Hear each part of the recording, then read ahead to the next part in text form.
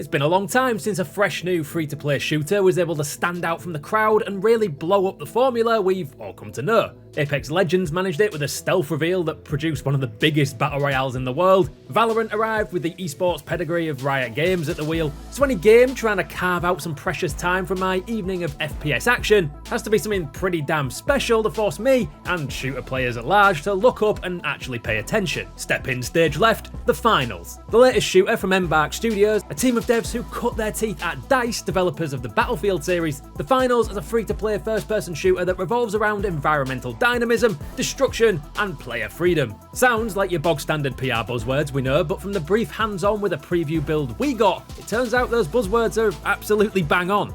You play as a contestant in the finals, a violent game show where competitors fight it out for fame, fortune, and of course, seasonal sponsors. Embark have been pretty open with their inspirations. It's not hard to see the fingerprints of the Hunger Games and Squid Game all over this, but that's not a bad thing, the premise works. Matches consist of 8-minute rounds where your team of 3 have to fight to take control of cash deposit boxes. 2 of these spawn at the start of the match and must be transported to one of 2 cash-out stations. Once delivered, you'll have to defend the deposit box until it's successfully extracted. Otherwise, another team of 3 could take the deposit for themselves and steal all the cash. The team with the most amount of cash at the end of the round wins. Simple, easy to remember. There's also a knockout-style ranked mode which sees 16 teams of 3 compete in a bracketed tournament. In each match, the 2 teams with the most cash go through to the next round before an ultimate winner is decided in a final showdown for the jackpot. So it has a solid premise and 2 decent game modes, but what makes the game different from any other shooter? Well, it all comes down to a few ambitious ideas that Embark is trying that will either elevate it above the competition or crush the finals under its own lofty ambitions. During matches, you enter detailed maps that are more like virtual playgrounds based on real-world locations. We fought across 2 maps in the preview, including a set of high-rise skyscrapers above the streets of Seoul and the sun-baked back streets of Monaco, and just like if you throw a grenade at a wall in the real world, these maps are totally destructible. Walls, ceilings, and objects can all be laid to waste, with a variety of explosive weapons, gadgets, and items scattered across the map. Obviously, shooters have tried destructible environments before, to mixed success, but never on this kind of scale. Embark has figured out how to handle all of this unparalleled destruction on the server side as well, which means that all of the player-induced chaos will be exactly the same for all players in real time. And it should also stop your PC from bricking when an entire street goes boom. The maps aren't just destructible though, they're dynamic. Random day-night cycles, weather events, and interactable objects like elevators. The maps are slick and completely destructible, so now you're probably wondering, well, how are we going to be doing the destructing? Thankfully, there's fun to be had there as well. The finals has a progression and loadout system that Embark describes as a hero builder, not a hero shooter, where players can build up a character that best suits their playstyle.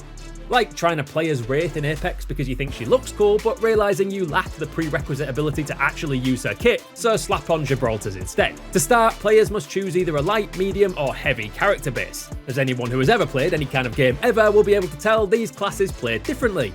The heavy characters move much more slowly and have larger health pools. Light characters are nimble and have more traversal equipment, but have squishy health pools. Easy.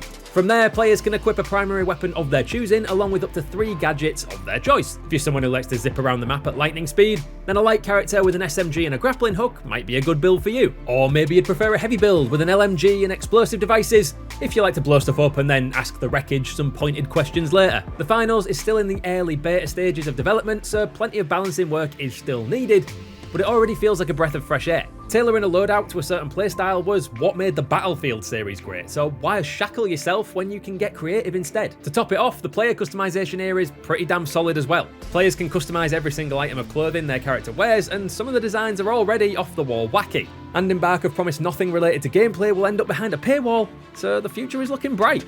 The match-to-match gameplay loop feels fast-paced and competitive, and comparisons with Apex's feel aren't entirely unfounded. There's more nuanced strategy than you might expect. Do you go straight for the deposit boxes, or choose to camp out around a cash-out station? Do you go balls to the wall, shoot first and read your opponent's obituaries later? Or sit back in the shadows and steal all the glory at the last second? Because time to kill isn't instantaneous a la Valorant or Rainbow Six Siege, You're given a lot more opportunity to coordinate with your team while involved in team fights. Overwatch and Apex Legends are clearly the foil for this particular form of intense team gunfight, and the finals really nails that feel so far. For what it's worth, much as we had fun, the game isn't perfect. Basic balancing issues need a look. The healing beam might as well have been a god-given immortality ray for all the difference gunfire made while it was doing its work, and the finals seem to struggle performance-wise. Even with a pretty high power PC, the game occasionally glued itself to 20 FPS in heated fights, giving the movement and aiming a feel of something akin to trying to play Laser Quest in a pool full of custard. But it's worth noting that we were playing on NA servers from our location in Europe, and given that a lot of the finals relies on cloud technology, this could have had an impact. So we're pretty excited to see how the game shakes out when we actually get to play against opponents on our side of the Atlantic. And to be fair, it's still in early beta, so we have to assume that plenty will be changed before it ships to the public. Thankfully, Embark seems to be well ahead of that, with plenty of things already changed between our preview build and the closed beta that's now gone live. In the end, Embark seem to have struck gold with the finals. It's pretty easy to be a flash in the free-to-play pan nowadays. Every other week, a new shooter arrives on the scene before slowly bleeding out as players revert to their preferred evening entertainment. But if all goes to plan, we could be looking at the latest free-to-play shooter that's properly here to stay. So that's what we thought of the finals, but what about you, lovely lot? Let us know what you make of the beta so far in the comments. And if you're looking for some tips to help you win the most matches possible in the playtest, check out this video here.